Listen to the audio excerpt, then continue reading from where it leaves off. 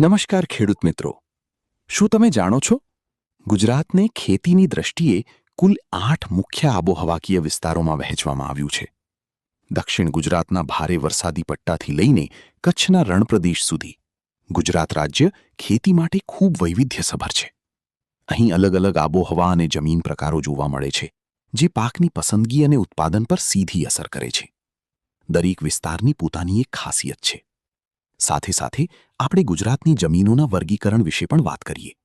તેમાં કુલ 7 પ્રકારની જમીનોનો સમાવેશ થાય છે, કાળી જમીનથી લઈને લેટેરાઇટ જમીન સુધી, જે આપણી દરેક આબોહવાકીય વિસ્તારોમાં જોઈ શકાય છે.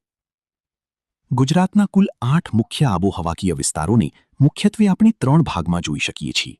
દક્ષિણ ગુજરાત, જ્યાં ભારે વરસાદ છે, મધ્ય અને ઉત્તર ગુજરાત, જ્યાં ગોરાડું જમીન છે, અને સૌરાષ્ટ્ર કચ્છનો વિસ્તાર, જ્યાં અર્ધશુષ્ક આબોહવા અને કાળી જમીન જોવા મળે છે.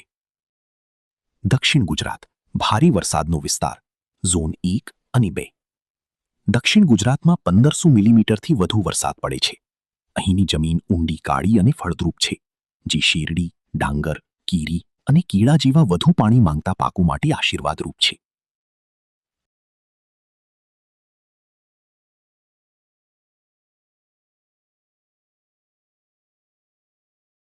જ્યારે આપણે મધ્ય ગુજરાત તરફ આવીએ ત્યારે નર્મદા અને વિશ્વામિત્રી વચ્ચેનો પ્રદેશ ગોરાડું જમીન માટે જાણીતો છે, જે તમાકુ અને મકાઈ માટે શ્રેષ્ઠ છે.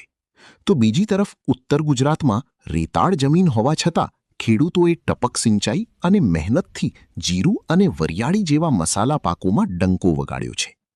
ઉત્તર પશ્ચિમ ગુજરાત એટલે કે કચ્છનો વિસ્તાર સૌથી ઓછો વરસાદ 250થી 500 મીમી ધરાવે છે.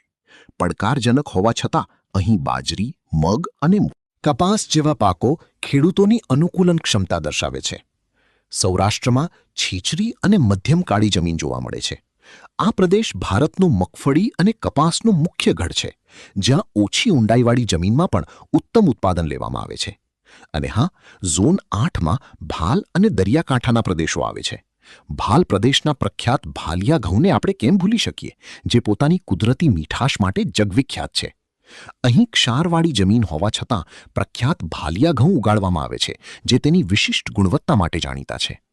હવે આ ચાર્ટ જોઈએ કે દક્ષિણ પૂર્વથી ઉત્તર પશ્ચિમ તરફ જતાં વરસાદનું પ્રમાણ સતત ઘટતું જાય છે, જે આપણને સિંચાઈ વ્યવસ્થાપન કરવામાં મદદ કરે છે. તો ચાલો આપણે આપણી જમીનને ઓળખીએ, આબોહવા મુજબ પાક પસંદ કરીએ અને વૈજ્ઞાનિક ખેતી અપનાવીએ, કારણ કે સમૃદ્ધ જમીન એ જ સમૃદ્ધ ખેડૂતની ઓળખ છે. ખેડૂત મિત્રો, વધુ માહિતી માટે તમે કૃષિ પ્રગતિ મોબાઈલ એપ્લિકેશન પ્લે સ્ટોર પરથી, સ્ક્રીનમાં બતાવેલ QR કોડથી અથવા નીચે આપેલ ડિસ્ક્રિપ્શનમાં લિંક પરથી ડાઉનલોડ કરી શકો છો.